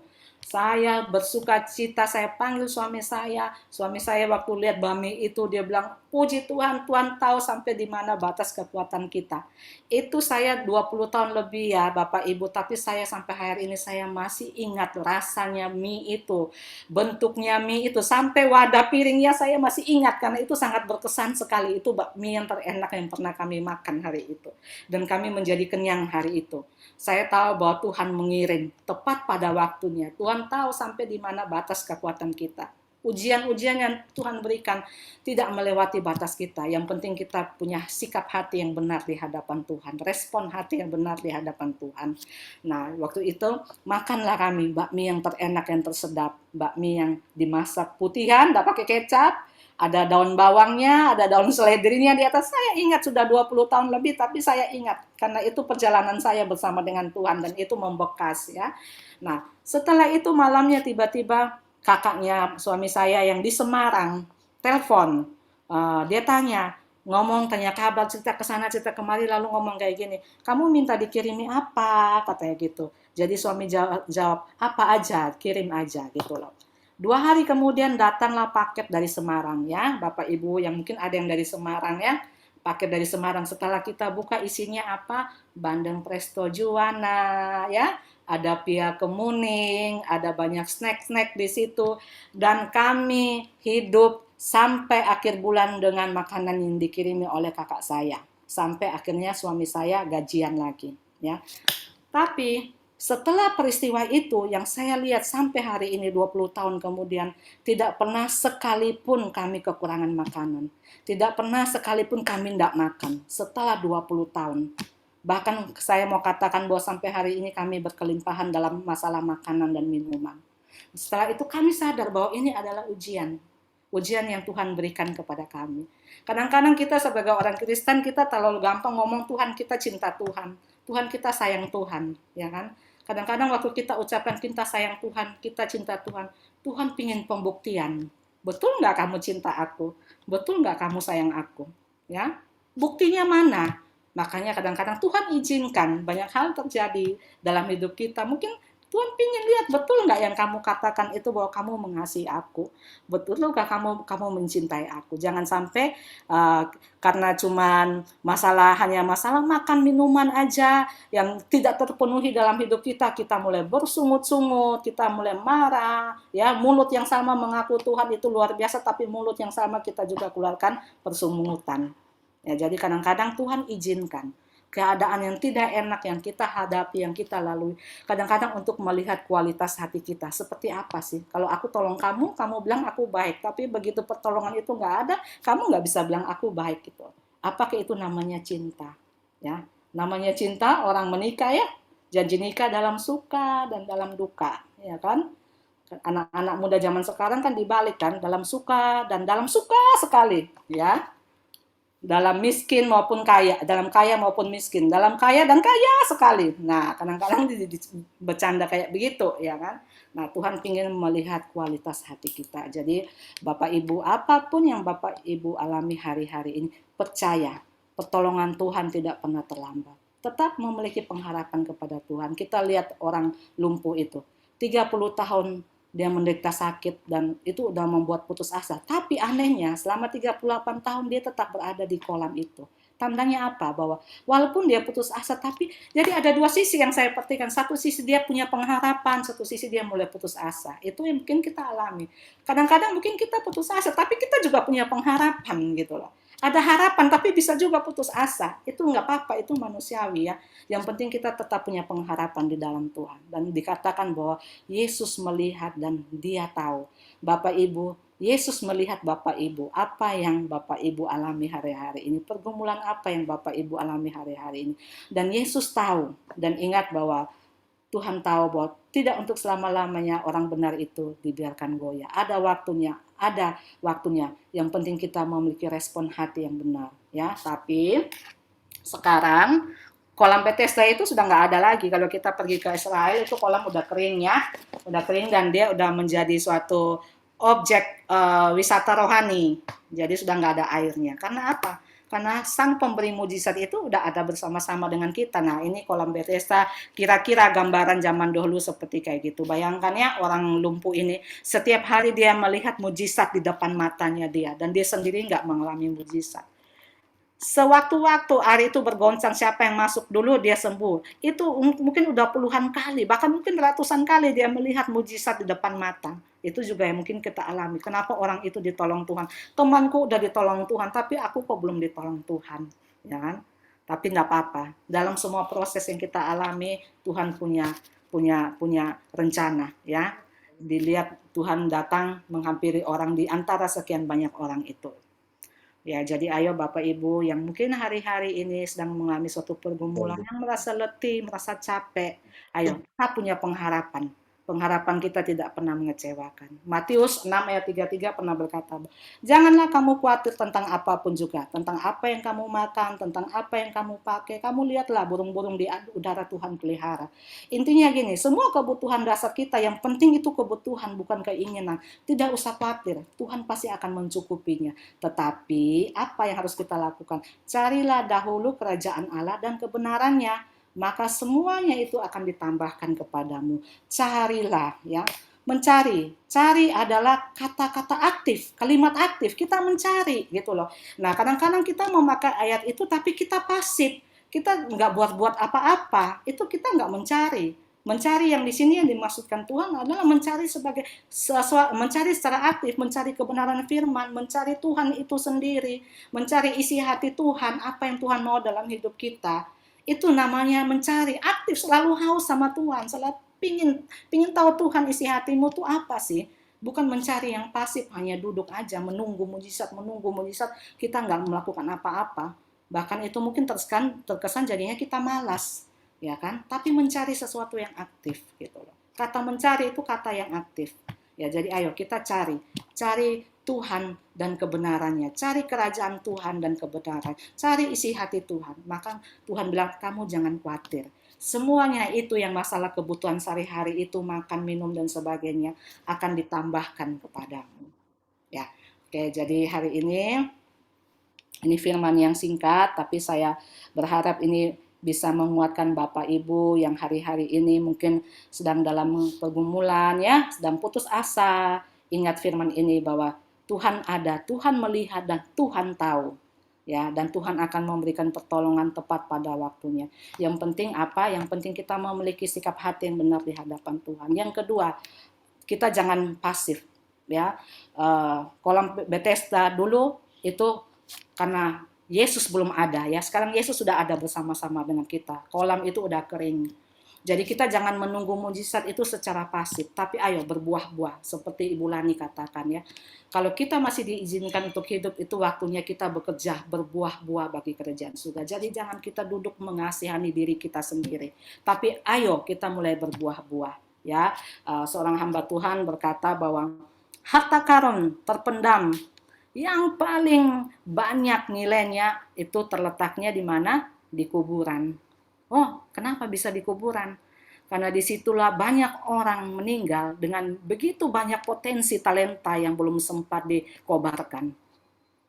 Ya, kalau kita suatu waktu dipanggil Tuhan, pastikan bahwa kita meninggal dalam keadaan nol. Berarti apa? Dengan semua potensi, dengan semua karunia yang Tuhan percayakan kita, semua sudah dikobarkan habis. Ya. Nah, jadi di kuburan itu banyak orang yang punya talenta, menyanyi, menciptakan lagu, penulis, memasak, penasehat, dan sebagainya, semua terkubur. Karena selama hidupnya, orang itu tidak pernah mengobarkan karunia-karunia itu. Padahal Tuhan sudah memberikan begitu banyak talenta. Ya, jadi ayo Bapak Ibu gunakan waktu-waktu yang ada. Pastikan bahwa semua talenta karunia yang Tuhan berikan kepada kita, semuanya sudah kita kobarkan. Jadi pada waktu Tuhan panggil kita, semuanya sudah nol karena sudah kita kobarkan semua. Ya, di jemaat kami juga ada opa oma yang dia juga usianya sudah 82, 85 tahun. Waktu selama pandemi mereka terpaksa nggak bisa ke gereja, dan apa yang mereka kerjakan buat kami? Mereka selalu telepon kami, anak-anak muda yang dianggap anaknya.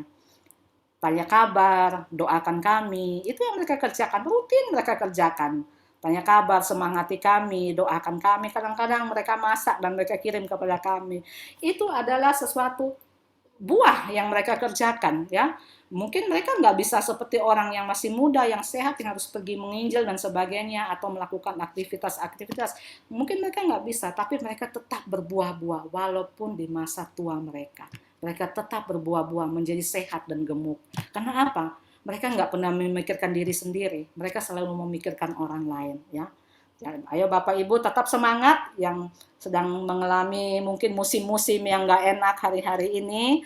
Ingat bahwa tidak ada musim yang permanen, musim selalu berganti, tidak ada masalah yang selama-lamanya, masalah pun ada masa expirednya.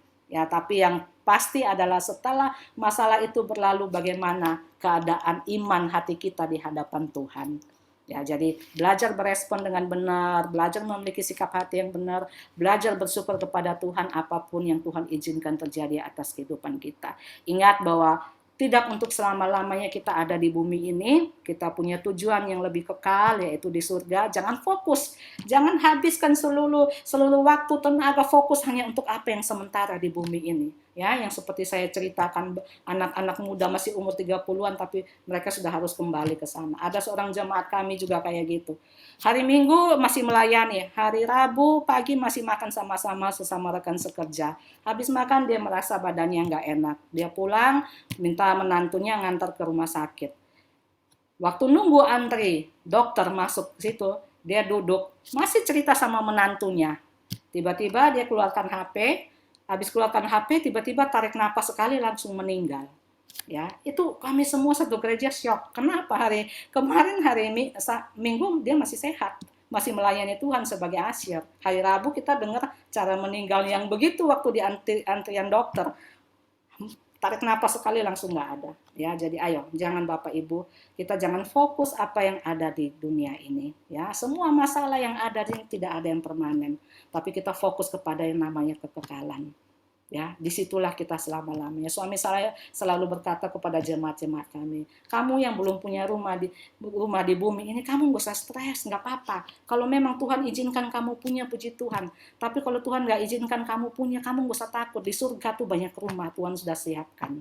Ya, jadi nggak usah khawatir, nggak usah takut. Lewati masa-masa kita hari-hari ini dengan penuh sukacita, apapun masalah kita, Tuhan selalu ada bersama-sama dengan kita. Oke, terima kasih. Inilah firman saya pada malam hari ini. Kiranya bisa memberkati, membangun Bapak Ibu malam hari ini. Amin.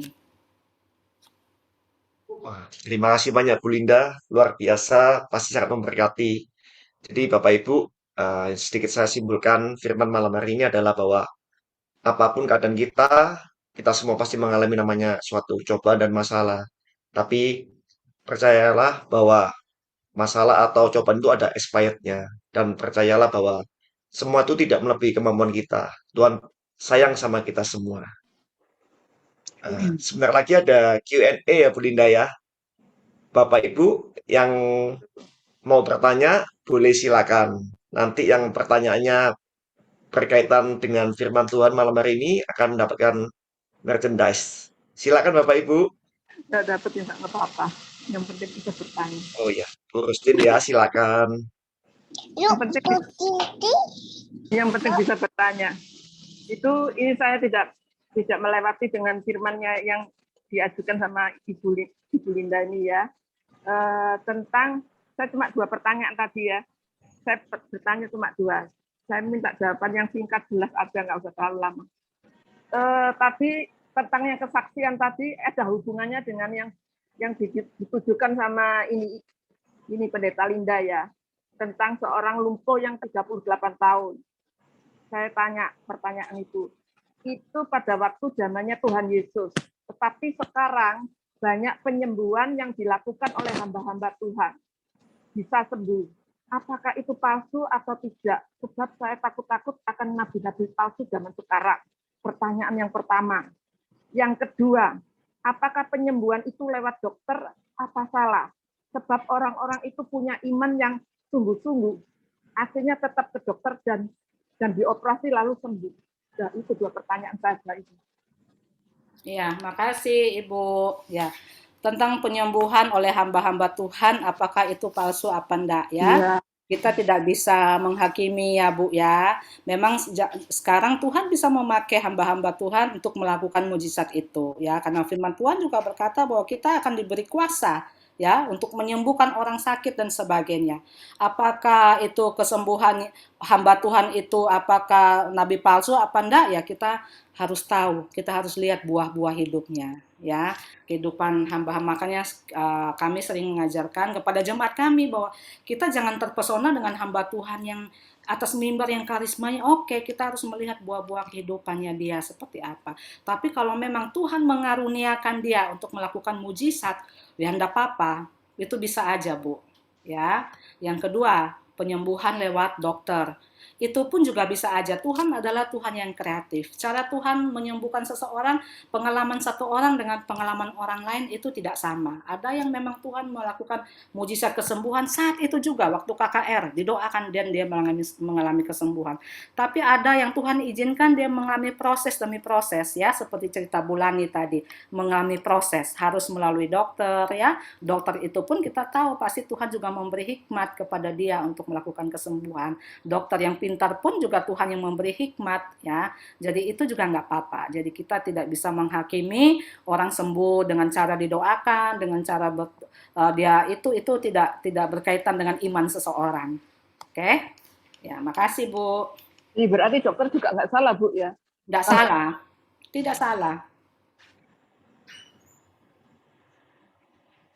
Silakan, mungkin ada yang lain. Oh, Ibu Ada Neta. lagi itu Ibu Neta, Ya, Pastor silakan Linda. Bu Neta. Silakan Bu Neta. Neta. Shalom, ini kameranya depan memang nggak bisa ya. Kena Iya, anak, nggak apa-apa, ya, silakan. kena si bocil Bapak. Dengan saya baru bergabung malam ini karena Bu Mercy tadi yang ngajak ya Pak ya. Puji Tuhan saya terberkati hari ini dengan apa yang sudah disampaikan Pastor Linda dan itu yang saya alami hari ini dan saya tetap percaya dan yakin untuk si Kusta yang 8 tahun tadi menanti janji Tuhan, saya pun juga lewat Pastor Linda ini tadi saya juga merasa terberkati dengan firman yang sudah disampaikan Pastor Linda. Itu aja Pak, terima kasih. Terima kasih Bu Neta, tetap semangat Bu, ya, tetap semangat, tetap berlari, jangan kendor, ya, ada waktunya, segala sesuatu ada waktunya. Tuhan membuat segala sesuatu indah pada waktunya. Tetap bersemangat dan pesan saya tetap memiliki komunitas. Kita perlu suatu support system. Kadang-kadang kita nggak bisa sendiri, kita bisa capek, ya. Oleh sebab itu kita perlu orang-orang yang mendukung kita. Kita perlu komunitas yang selalu mendoakan kita, yang selalu menyemangati kita. Jadi ya saya Ibu Neta, terima kasih udah bergabung dan saya berharap Ibu tetap setia ya mengikuti persekutuan ini supaya tetap dibangun, dikuatkan. Ya, Oke. amin. Terima kasih Pastor Linda, Tuhan Yesus memberkati. Ya, silakan mungkin ada lagi. Iya, ini ada satu pertanyaan dari Pak Hadi Wibowo. Saya bacakan ya, Bu Linda ya.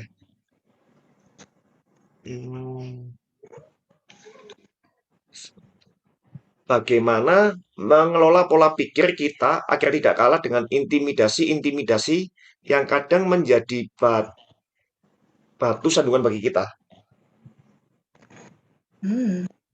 Bagaimana oh ini ada di ruang chat ya.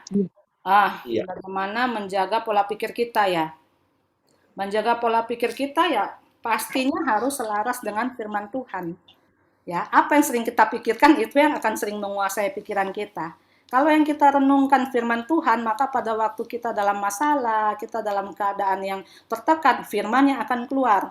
Tapi kalau yang kita renungkan setiap hari itu berita-berita hoaks dan sebagainya, itu membuat kita semakin hari semakin khawatir. Ya, jadi firman Tuhan berkata semua yang indah, semua yang suci, semua yang disedap didengar, pikirkanlah semuanya itu. Ya, caranya apa? Firman Tuhan. Firman Tuhan ditancap dalam pikiran kita. Ya, jadi pada waktu kita stres, pada waktu intimidasi itu datang, itu dilawan dengan firman Tuhan. Makanya kenapa kita harus selalu membaca firman Tuhan. Kalau kita tidak pernah membaca firman Tuhan, apa yang akan diingatkan pada waktu kita mengalami masalah? Ya, Roh Kudus pasti mengingatkan kita semua, tapi kalau kita nggak pernah membaca apa yang diingatkan Roh Kudus, makanya kita perlu membaca firman. Jadi pada waktu kita mengalami masalah, Roh Kudus mengingatkan itu. Oh ya, pernah membaca firman itu. Kadang-kadang waktu membaca firman itu kita nggak mengerti, kita lupa. Tapi kita baca terus. Percayalah suatu waktu firman itu akan bekerja tanpa kita sadari. Itu akan dikeluar, itu akan ingat. Ya, jadi kuncinya adalah selaraskan pola pikir kita dengan firman Tuhan. Pada waktu kita mengetahui kebenaran, maka kebenaran itu akan memerdekakan kita. Tapi bagaimana kita bisa merdeka kalau kita tidak tahu kebenaran? Nah, jadi kuncinya adalah mengetahui kebenaran, yaitu firman Tuhan. Oke, kasih. Iya. Silakan Bapak Ibu, ada pertanyaan lagi yang lain? Iya, ini ada titipan pertanyaan Pak Heri. Oh iya, silakan Ya, Bu Dia. Pastor Linda, mohon apa ya kayak kiat-kiat. Memang tadi sudah jelas sekali disampaikan, tetapi kadang-kadang prakteknya ini ada teman yang bertanya, kalau kita dalam menunggu masa disembuhkan, karena kan seperti tadi Bapak ya yang sudah disembuhkan. Nah itu bagaimana menunggu? Karena sebenarnya ya udah lama, tapi nggak sembuh-sembuh. Memang tadi Pastor bilang kalau semua ada musimnya, ada masanya, pasti nanti. Nah, kiat-kiat untuk kita tetap bisa setia, bisa berharap penuh itu boleh disampaikan untuk memberi kekuatan lagi kepada ini pertanyaan yang pertanyaan ini begitu, Pastor Linda. Oke, ya makasih Bu buat pertanyaannya. Gini, kadang-kadang kita mengalami suatu masalah, ya, suatu ujian, kita harus lihat dulu masalah itu. Apakah itu karena kesalahan kita? Kadang-kadang seseorang tuh sakit bukan itu kesalahan kita. Udah tahu punya kolesterol tinggi, tekanan darah tinggi, tapi makan nggak dijaga, ya kan? Akhirnya kita menjadi sakit dan kita mulai seolah-olah ini Tuhan izinkan, padahal itu kita yang membuka untuk kita tuh sakit. Nah, kadang-kadang ada sesuatu yang memang Tuhan izinkan yang kita tidak bisa kontrol. Walaupun kita udah jaga, tapi itu terjadi atas hidup kita. Ya caranya apa ya? Kita terus berharap sama, ya yang saya lihat dari suami saya ya, dia selalu bersyukur, dia percaya bahwa Tuhan tidak pernah memberi sesuatu yang jahat. Kalaupun ini terjadi, berarti Tuhan sedang mengizinkan sesuatu. Dan menunggu pun bukan menunggu sesuatu dengan pasif yang saya bilang. Menunggu, berdoa, mengasihani diri, enggak. Tapi kita aktif. Sambil berharap pada Tuhan, tapi kita juga terus berbuah-buah bagi kerajaan Tuhan. Melakukan apa yang Tuhan mau dalam hidup kita. Jadi bukan menunggu dengan pasif, yang setiap hari cuma menangis, ya, minta doakan. Boleh minta doakan, tapi kita jangan sampai meminta didoakan tuh menjadi sesuatu yang gimana ya. Oh, si hamba Tuhan A di sana, B, C, semua minta didoakan. Semua kita minta doakan. Nggak, kita berdiam diri ya di hadapan Tuhan. Kita tetap memiliki pengharapan di dalam Tuhan, tetapi kita juga aktif berbuah-buah bagi kerajaan surga. Ya. Baik, terima kasih Ya. untuk jawabannya, Pastor Linda. Terima kasih. Ya, Pak Eri. Ada lagi mungkin, Pak? Iya. Ada lagi Bapak Ibu? Silakan. Monggo, jangan sungkan-sungkan. Iya, ini ada satu pertanyaan dari teman Bu Linda. Suruh saya yang tanya ini, soalnya malu-malu. Bagaimana kita mengetahui istilahnya apa ya? Tanda-tanda bahwa masalah kita tuh akan selesai atau akan mendapatkan jawaban dari Tuhan. Mungkin apa ya? Tanda-tandanya gitu, Bu Linda. Kalau tanda-tandanya saya nggak tahu ya. Ya mungkin setiap orang tanda tanya berbeda-beda ya. Tuhan berbicara kepada setiap orang dengan cara yang berbeda. Tapi tanda-tandanya gini, seperti masalah itu tadi Bu Lani bilang seperti datang mendadak tanpa kita duga, seperti roller coaster ya. Kadang-kadang kesembuhan itu pun juga kita nggak tahu datangnya kapan, ya kan? Tapi mungkin yang lebih ke arah sini adalah keyakinan kita di dalam Tuhan bahwa Tuhan aku percaya aku akan sembuh gitu kan. Tapi waktunya kapan ya? Bukan waktunya kita ya, waktunya Tuhan. Jadi kalau tanda-tanda saya rasa ya saya nggak tahu mungkin Bapak Ibu mungkin ada yang ngerti tapi kalau untuk tanda-tanda saya rasa mungkin nggak tahu ya tandanya kapan ya. Kalau tahu tandanya kapan kan enak semua ya. Oh tandanya aku pasti sembuh nih. Oh berarti aku begini itu enak gitu lah. Ya kan semua enak menjalani hidupnya karena udah ada tanda ya kan. Nah itu kita istilah kayak gini pengharapan kita tuh karena kita belum melihat sesuatu yang terjadi maka kita terus berharap tapi kalau kita udah tahu sesuatu akan terjadi kita nggak berharap lagi ya kan oh itu pasti sembuh kok jadi pengharapan kita sudah nggak ada tapi karena kita tahu bahwa itu belum terjadi makanya kenapa kita selalu berharap setiap hari selalu berharap ya oke makasih. Terima kasih Bu Linda. Oke, satu pertanyaan lagi. Bapak Ibu, jika ada yang bertanya, silakan. Linda, Ya. Bu Linda, malam. Oh ya, Pak Jimmy, silakan. Ya, saya mau tanya ya, Bu Linda. Yang tadi Bu Linda yang di kolam Bethesda. Ya, Bethesda itu kan Tuhan tahu Bu Linda, yang sakit kan semuanya banyak orang yang sakit. Mm-mm. Kenapa kok yang satu aja yang ditolong, yang lainnya tidak ditolong? Mm-mm. Terus Ya. yang kedua lagi, Tuhan juga kan maha tahu. Dia sudah tahu bahwa yang si lumpuh ini kan memang sakit. Mm-mm. Kenapa Tuhan masih tanya lagi? Kamu kok tadi bilang Maukah kamu sembuh? sedangkan yang si lumpuh ini kan dia sudah tahu Tuhan ini temani. Yang dia sekarang ini yang temani dia ngomong itu kan dia sudah tahu itu Tuhan. Kenapa dia kok tidak kasih jawaban yang langsung instan aja, jawaban yang pas saja. Memang saya minta sembuh gitu. Iya. Jadi yang saya tanyakan itu kenapa kayak Tuhan kan tahu ya, kenapa kok langsung to the point. Terus yang kedua itu yang lain kenapa tidak disembuhkan? Iya. Oke.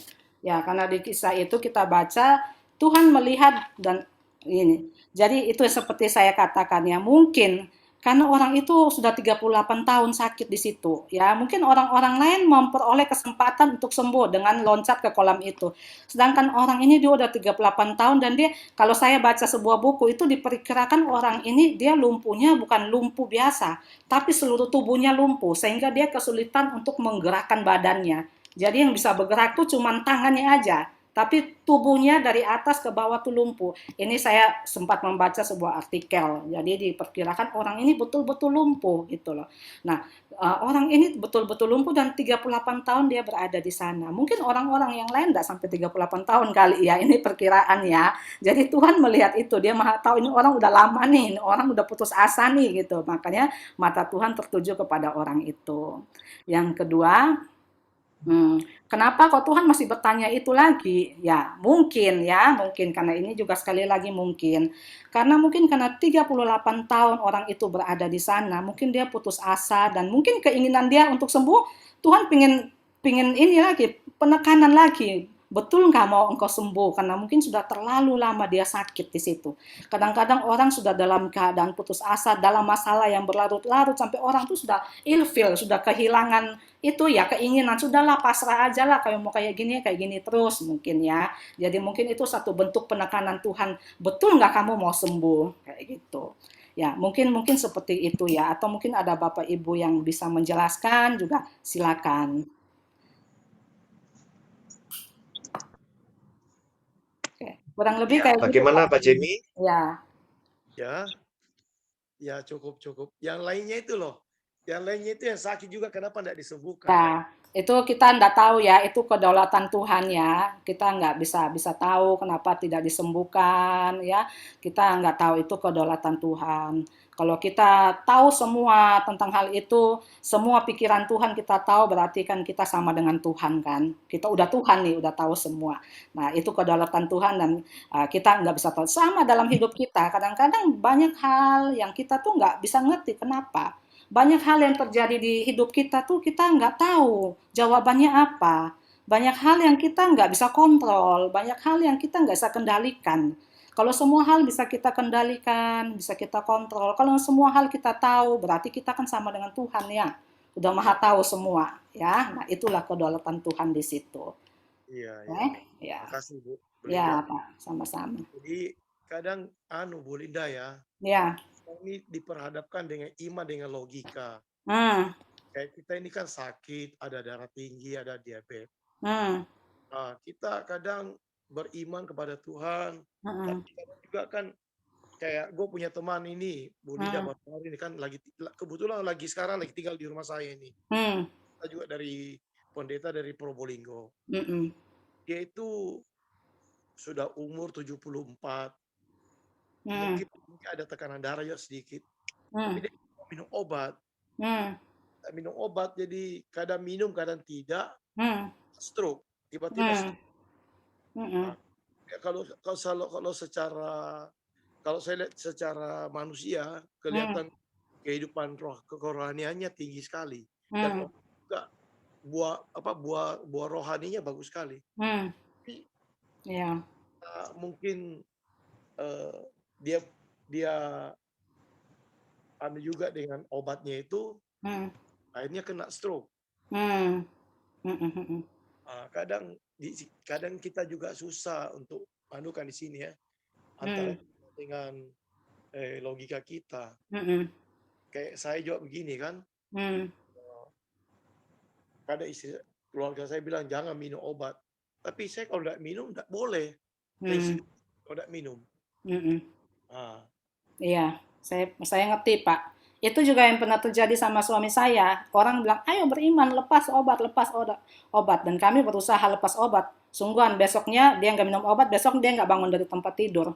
Jadi kita nggak bisa memaksakan iman orang lain kepada kita gitu loh.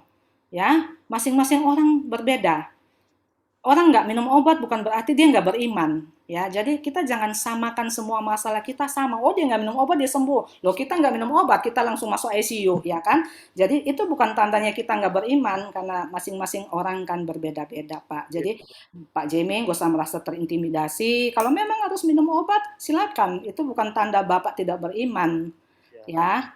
Ya, jadi jangan hal-hal kayak gitu membuat kita langsung, oh iya ya, saya kurang rohani ya. Enggak. Tuhan nggak pernah ngejas kita. Kalau Tuhan yang bicara, suruh berhenti, silakan. Tapi selama Tuhan nggak ngomong suruh berhenti, ya jangan. Iya. Makasih Bu Linda. Ya, sama-sama Pak Jamie. Ya, Tuhan tolong berkati Bapak. Tetap kuat ya, sehat Pak.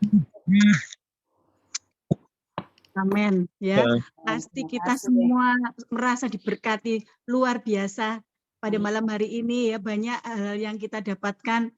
Kita tadi ya harus mempergunakan waktu ya Bu ya. Selama kita hidup harus berbuah bagi Tuhan. Ya, puji Tuhan. Luar biasa. Karena ini waktunya sudah malam ya. Diakhiri ya, Pak Heri. Ya, Bu Dia, ini Pak Jeffrey ini mungkin mau tanya. Oh, masih ada ya. Pak Jeffrey. Silakan. Oh, ya. Tolong di-unmute Pak Jeffrey. Ya. Terima kasih, Bu Linda. Ya, Pak. Saya mau bersaksi. Ya. Saya banyak mendapatkan berkat daripada kesaksian atau firman yang sudah dibawakan oleh Bu Linda. Banyak sekali mendapatkan berkat.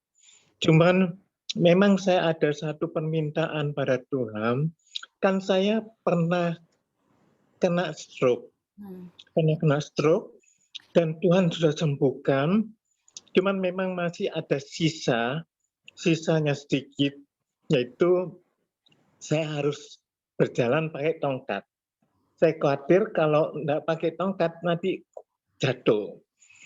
Nah, oleh sebab itu saya masih berdoa pada Tuhan, karena Tuhan itu Maha Kuasa. Hanya soal masalah sedikit ini, apakah Dia tidak sanggup untuk menyembuhkan. Tapi saya percaya bahwa satu waktu pasti Tuhan akan sembuhkan saya. Amin. Begitu. Terima kasih, Bu Linda. Amin. Tetap berpengharapan Pak Jeffrey. Tidak apa-apa. Ya, firman Tuhan berkata, walaupun manusia jasmani kita semakin hari semakin melorot ya, tapi manusia batinia kita diperbaharui dari sehari ke hari. Jadi tubuh manusia itu ya sudah hukum alam Pak ya, pasti udah bertambah usia, pasti ada sakit ini sakit itu enggak apa-apa, itu natural. Tapi walaupun manusia jasmani kita semakin melorot, yang penting manusia batinia Pak Jeffrey yang di dalam ini yang harus semakin hari semakin kuat. Amin. Terima kasih. Amin. Pak, Tuhan berkati Bapak ya. Tetap semangat Pak, tetap penuh sukacita. Ya, saya sekarang sudah berumur 73 tahun. Luar biasa Pak, tetap setia melayani Tuhan. Ya, terima kasih Bu Linda. Oke, silakan Pak ya. Baik Pak Jeffrey, tetap semangat. Seperti firman Tuhan yang disampaikan Pastor Linda malam hari ini kan sumber pengharapan kita dalam Kristus ya. Tuhan tidak pernah mengecewakan anak-anak yang sungguh-sungguh berharap padanya. Terima kasih untuk firman-Nya, untuk Bapak Ibu semua kehadirannya. Kita merasa terberkati semua. Kiranya Tuhan berkati pelayanan Pastor Linda ya. Kita akan menyanyikan pujian yang terakhir untuk Bro Ray untuk menyanyikan sebuah lagu. Setelah itu kami mohon Pastor Linda untuk membawakan doa berkat buat kita semua. Terima kasih. Silakan Bro Ray. Oke, puji nama Tuhan. Mari Bapak Ibu Saudara, sebelum kita akhiri persekutuan kita malam hari ini, kita sama-sama naikkan syukur kita sama Tuhan. Kita mau sama-sama naikkan pujian kami memuji kebesaran-Mu.